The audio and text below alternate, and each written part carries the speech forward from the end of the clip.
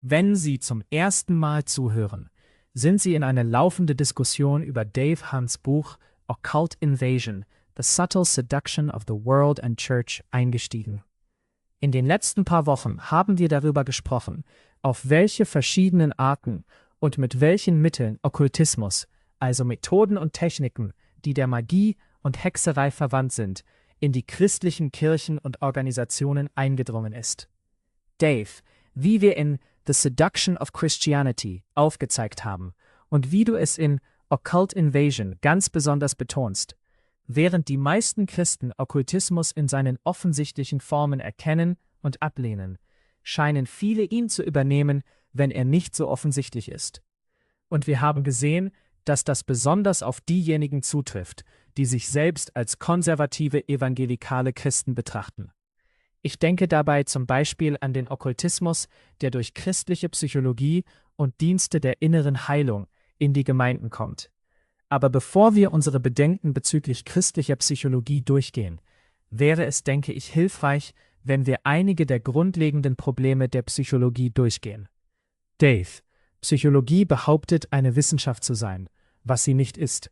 Aber selbst wenn sie eine grundlegende, tragende Wissenschaft wäre, ist ihr Hauptgegenstand der Mensch, nicht der Stoff, aus dem Wissenschaft gemacht ist. Mit anderen Worten, der Mensch, dessen Wesen aus Körper, Seele, Geist und Geist besteht, liegt außerhalb des Bereichs der Wissenschaft. Das ist für die stolze Menschheit schwer zuzugeben, aber es ist nicht weniger wahr, oder? Nun, man kann sogar sagen, dass schon der Körper darüber hinausgeht, wegen der Komplexität einer Zelle, der kleinsten Einheit des Lebens. Da können 10.000 chemische Reaktionen gleichzeitig ablaufen. Ich meine, wir haben noch nicht einmal angefangen, das zu verstehen. Also, in Bezug auf den Körper sprechen wir letztlich von Aber wenn wir zur Seele kommen, zum Geist, wie du gesagt hast, der Verstand, menschliches Verhalten, Motive, die Fähigkeit zu lieben oder zu hassen, konzeptionelle Ideen zu entwickeln und sie in Sprache zu kommunizieren, daraus kann man keine Wissenschaft machen. Man kann aus menschlichem Verhalten keine Wissenschaft machen. Wenn das Subjekt deines Experiments launisch mit einem freien Willen herumhüpft und du nicht weißt, was es als nächstes tun wird. Das war also einer der Fehler. Freud natürlich, die behavioristische Psychologie, versuchte einen Menschen wie ein Tier zu behandeln. Und sie würden das Verhalten untersuchen, weißt du, das Sabbern von Pavlovs Hund oder was auch immer und das Verhalten von Schimpansen. Und dann würden sie versuchen, das auf Menschen anzuwenden und so weiter. Man kann aus menschlichem Verhalten keine Wissenschaft machen. Tatsächlich gab es, wie du weißt, eine Studie. Sie wurde gemeinsam getragen von der American Psychological Association und der National Science Foundation.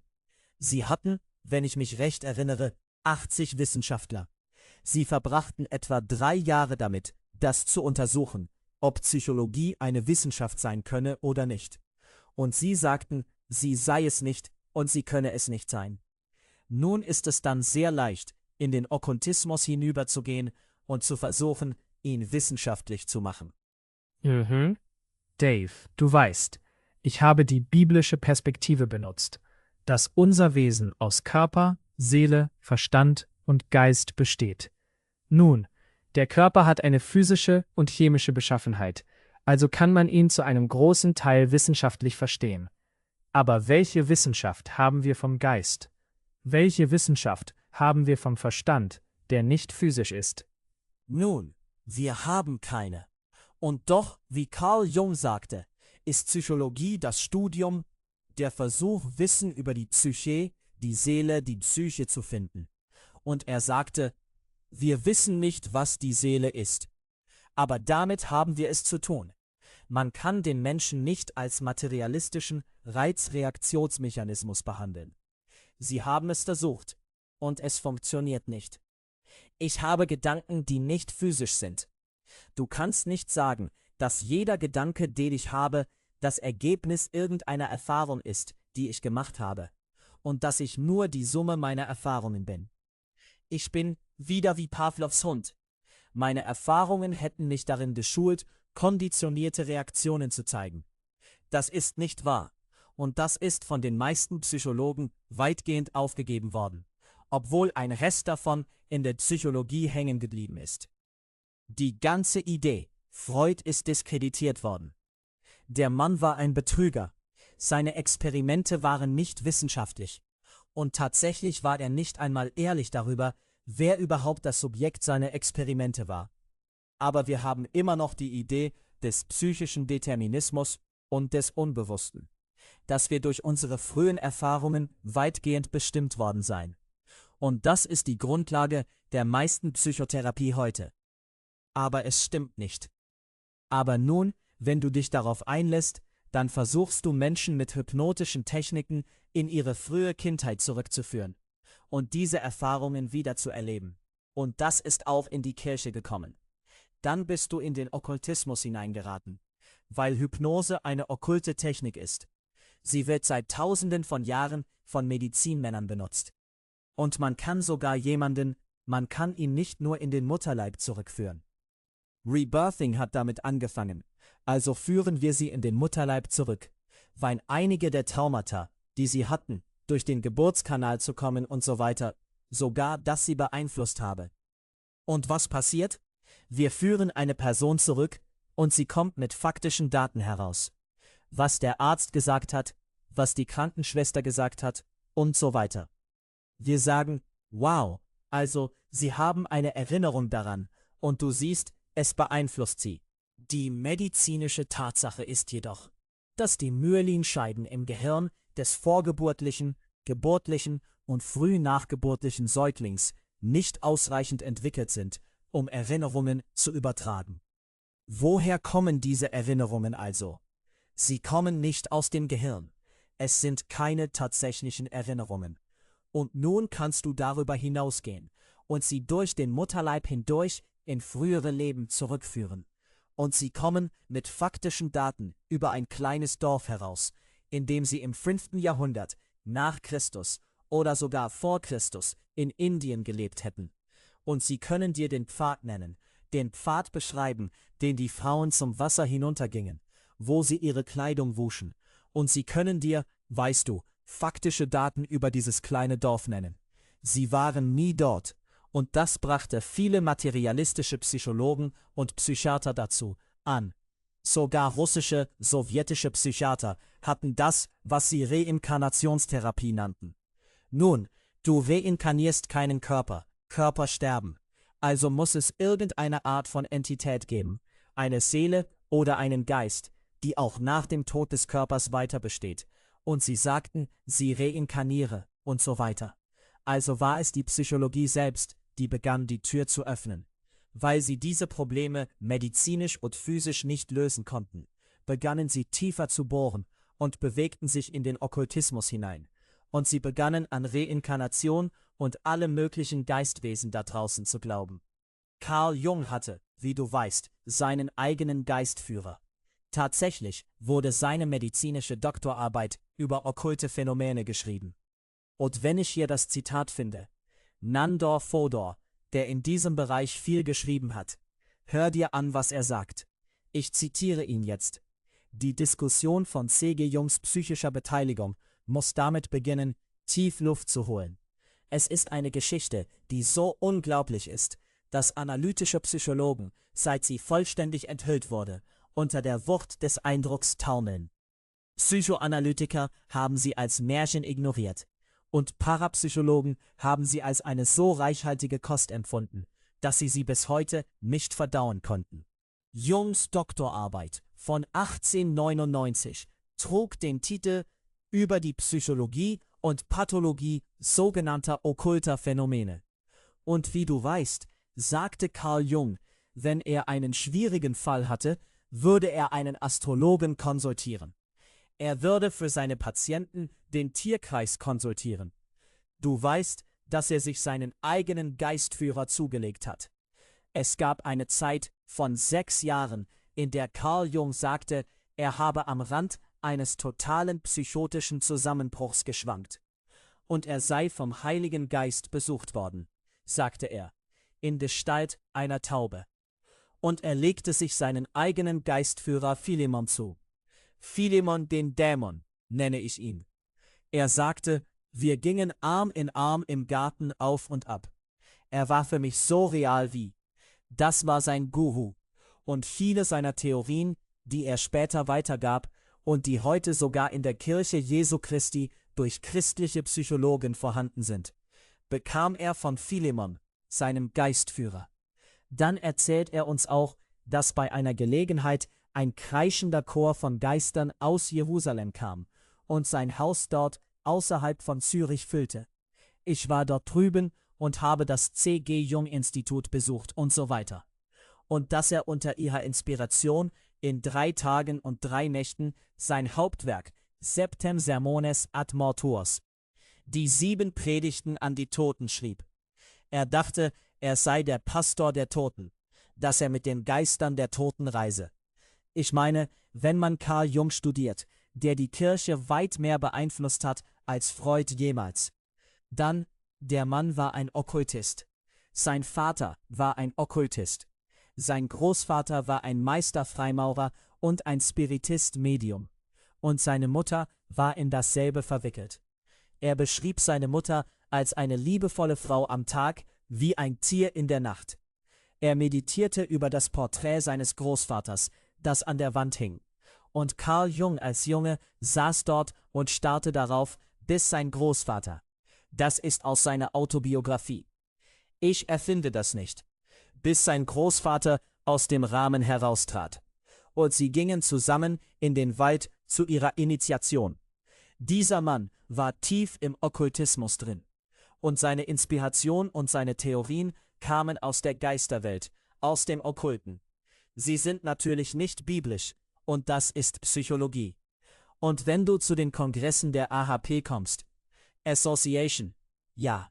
Dave, bevor du, das ist wirklich, da wollen wir hin. Aber um ein bisschen zurückzugehen, manche, die das hören, könnten schockiert sein über das, was sie hören, weil sie Psychologie, Psychotherapie nie in den Begriffen gesehen haben, wie wir es hier darstellen.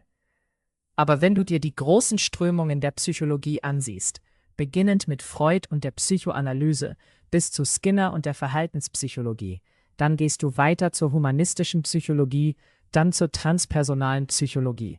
Mein Punkt ist, wir bewegen uns von Freuds medizinischem Modell, das zu sagen versucht, dass, nun psychische Gesundheit zum Beispiel, das ist ein falscher Begriff, ein Widerspruch in sich. Psychisch-mental ist nicht physisch. Ein Verstand muss vom Gehirn unterschieden werden. Richtig. Mir gefällt, wie die Bobgans es ausdrücken. Sie sagen, es ist der Unterschied zwischen Problemen und Gewebe. Das eine ist physisch oder nicht physisch. Das andere ist physisch. Richtig. Also fangen wir im Grunde mit Freud an, und er legt wirklich ein medizinisches Modell auf etwas, das nicht stimmt.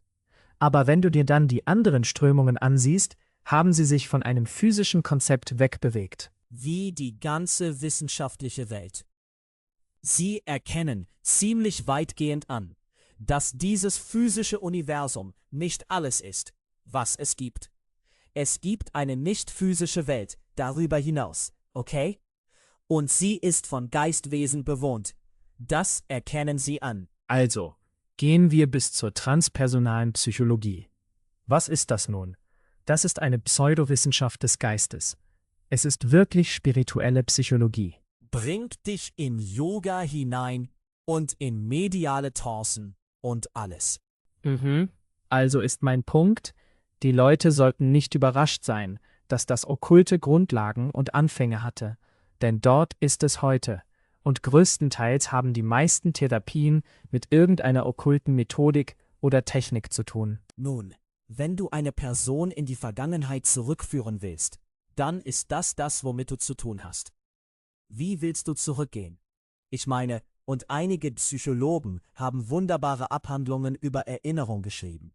Du hast zum Beispiel den Staat Kalifornien. Ich glaube, sie waren die Ersten. Dann folgte Arizona, dann Maryland.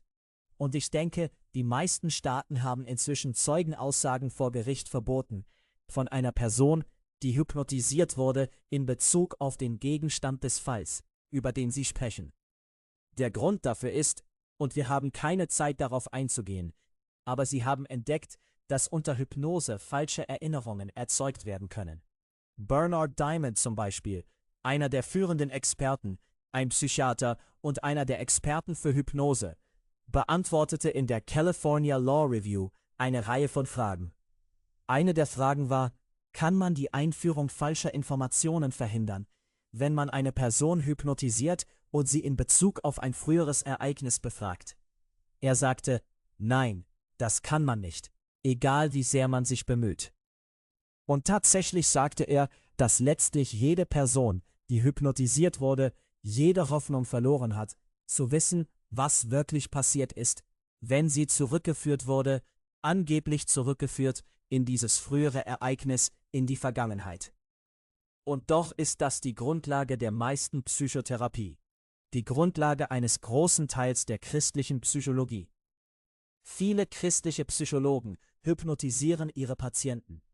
Du musst es nicht einmal Hypnose nennen, wenn du sie zurückführst. Und dann hast du innere Heilung erwähnt. Du kommst zurück zur inneren Heilung.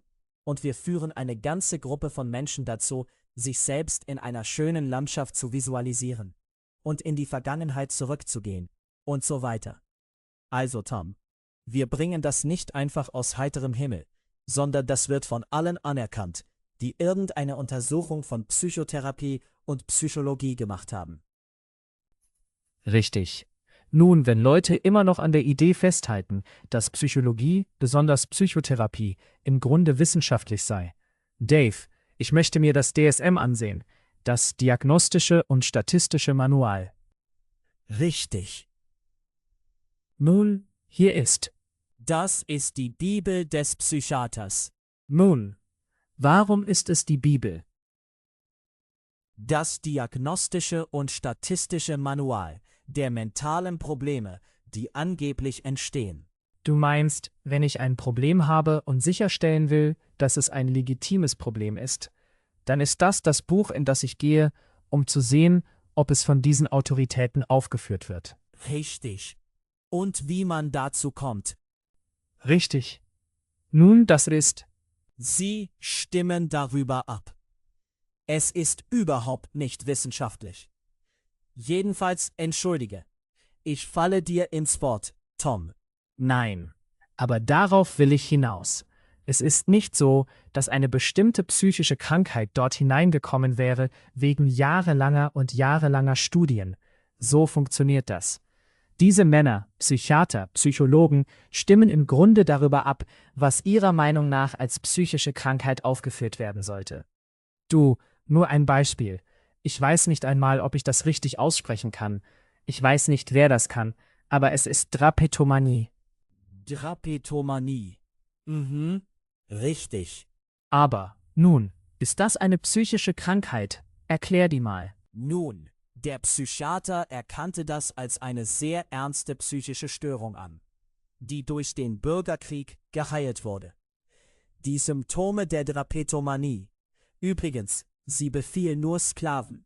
Das Symptom war ein überwältigender Drang, von der Plantage zu fliehen. Kannst du dir das vorstellen? Das wurde einmal ernsthaft als psychische Krankheit diagnostiziert. Und sie wurde durch den Bürgerkrieg geheilt. Nun, Dave, das ist nur ein Beispiel. Aber es ist nicht das Ungeheuerlichste. Und es ist auch nicht das Lächerlichste. Lass mich einen Psychologen zitieren, Tom, der an einer Anhörung teilnahm. Das war DSM-3R, was revidiert bedeutet. Sie werden die 3. Revision des Diagnostischen und Statistischen Manuals revidieren. Und hör dir an, was er sagte. Das niedrige Niveau der intellektuellen Anstrengung war schockierend. Nun, das bist nicht du oder ich, Tom.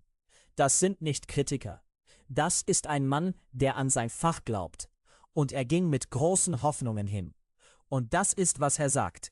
Diagnosen wurden durch Mehrheitsabstimmung auf dem Niveau entwickelt, das wir benutzen würden, um ein Restaurant auszuwählen. Du hast Lust auf Italienisch. Ich habe Lust auf Chinesisch. Also gehen wir in eine Cafeteria. Dann wird es in den Computer getippt. Es mag etwas über unsere Naivität aussagen, aber wir glaubten, dass es einen Versuch geben würde, die Dinge wissenschaftlich zu betrachten. Okay, Wir ziehen dem hier irgendwie den Teppich unter den Füßen weg. Aber lass mich Lawrence LeShan zitieren, der zum Zeitpunkt dieser Aussage Präsident der Association for Humanistic Psychology war. Er sagte, Psychotherapie wird als der Schwindel des 20. Jahrhunderts bekannt werden. Wir könnten alle möglichen Tests zitieren, alle möglichen Autoren, zum Beispiel die berühmte Cambridge-Somerville-Jugendstudie. Erinnerst du dich daran? Sie umfasste 650 benachteiligte Jungen im Alter von 6 bis 10 Jahren. Sie wurden gleichmäßig in 2 Gruppen aufgeteilt. Die Nachuntersuchung 30 Jahre später. Erstaunlich. Sie dachten, sie würden wirklich etwas beweisen. Das taten sie auch, aber nicht das, was sie zu beweisen glaubten. 30 Jahre später hatten sie eine Nachuntersuchung. Nun, sie hatten eine Reihe von Nachuntersuchungen, aber ich gehe auf die nach 30 Jahren ein. Sie zeigte, dass diejenigen, die Therapie erhalten hatten, mehr Probleme hatten. Siehst du, die Hälfte der Gruppe bekam Therapie und alle Vorteile, die man ihnen geben konnte. Die andere Gruppe nicht. Und die Gruppe, die die Therapie bekam, hatte mehr Probleme mit Alkoholismus, psychischen Erkrankungen, Unzufriedenheit im Beruf und stressbedingten Krankheiten und beging deutlich mehr schwere Straftaten als diejenigen, denen die angeblichen Vorteile psychologischer Beratung nicht gegeben wurden. Also jede wissenschaftliche Evidenz. Und sie waren zurückhaltend, wissenschaftliche Tests zu liefern. Aber jedes Mal, wenn man Psychotherapie wissenschaftlich bewertet hat, tut mir leid, hat sie sich als nicht nützlich, sondern sogar schädlich erwiesen. Dave, unsere Sorge hier ist nicht nur der Okkultismus, der Psychotherapie innewohnt. Das ist eine große Sorge. Es ist eine große Sorge. Und wir erkennen an, dass diese Leute größtenteils versuchen, Menschen zu helfen. Das sind Anliegen von Psychotherapeuten, Psychologen. Sie wollen Menschen aufrichtig helfen. Leider haben sie Gott aus der Gleichung herausgeworfen. Das stimmt. Das ist das Problem. Nicht nur das, sondern es führt nicht nur zum Okkultismus, es führt zu Problemen über Probleme. Zum Beispiel das statistische Manual, auf das wir gerade Bezug genommen haben. Es begann damit, dass es im Grunde, weißt du, ich glaube ungefähr 175 bestimmte psychische. 112. 112. Gut. Im ersten. Davor hatten sie sogar noch weniger. Ich bin älter als du, Tom, und ich erinnere mich an eine Zeit, da waren Menschen entweder verrückt oder gesund. Das war's. Gut. Wie viele haben Sie heute? Sie haben über ungefähr 400. 400. Und die Probleme, wie ich sagte, es scheint sich einfach zu vervielfältigen. Wir erfinden immer weiter. Entweder erleben wir eine Explosion psychischer Krankheiten oder sie erfinden immer neue. Richtig. Und das ist der Fall. Weil sie darüber abstimmen. Richtig. Und einige davon sind lächerlich. Und politisch korrekt. Zum Beispiel wurde Homosexualität vor einigen Jahren im statistischen Manual als psychische Krankheit betrachtet. Sie stand dort als psychische Krankheit. Abweichendes Verhalten. Definitiv. Steht es heute noch drin? Nein, sie haben es herausgewählt. Und als sie es herausgewählt haben, stand die homosexuellen Lobby draußen und drohte, den Stecker zu ziehen und den Strom abzuschalten, wenn sie nicht richtig abstimmen würden. Da wurde ein bisschen Druck ausgeübt. Richtig. Also, noch einmal. Der Punkt ist, das ist keine Wissenschaft. Das ist die Perspektive des Menschen aus der Weltanschauung des Menschen. Es ist das Beste, was er sich ausdenken kann. Hunderte konkurrierende Theorien, mehrere tausend Therapien und sie widersprechen einander. Es ist nicht wissenschaftlich. Und welcher auch immer du dein Vertrauen schenkst, es gibt einen anderen. Es gibt hunderte andere, die dagegen stehen. Richtig. Nun, wir können jetzt nicht darauf eingehen, uns läuft die Zeit davon. Aber der Punkt, das so darzulegen ist, die christliche Kirche ist da ganz groß drin. Mein Punkt am Anfang der Sendung war, dass sie sich dafür entscheidet, damit die Probleme der Kirche zu lösen. Und dabei gerät sie in Methodiken und Techniken, die in ihrer Grundlage okkult sind. Und das ist unsere Sorge. Tom, lass mich nur sagen. Schau, manche Leute sind vielleicht wütend auf uns oder denken, wir seien voreingenommen. Hier ist Robert M. Dawes. Er ist Professor an der Carnegie Mellon University. Er ist Professor, ein Psychologe. Aus Ärger schrieb er ein Buch mit dem Titel House of Cards, Psychology and Psychotherapy Built on Myth. Also ich meine, uns läuft die Zeit davon. Wir könnten viele andere anführen. Säkulare Psychiater und Psychologen, die das Kartenhaus offengelegt haben, auf dem ihr eigener Beruf aufgebaut ist. Und ich denke, das sollte etwas sein, das Menschen wissen und verstehen und ernsthaft in Betracht ziehen. Richtig. Nun, hier ist die Option. Die Option für den Christen ist, das zu übernehmen oder es in seine biblische Weltanschauung zu integrieren oder es abzulehnen und sich für seine Bedürfnisse in diesem Bereich dem Wort Gottes zuzuwenden. Das Handbuch des Herstellers. Richtig. Es ist der Unterschied zwischen der Wahrheit oder einer Lüge.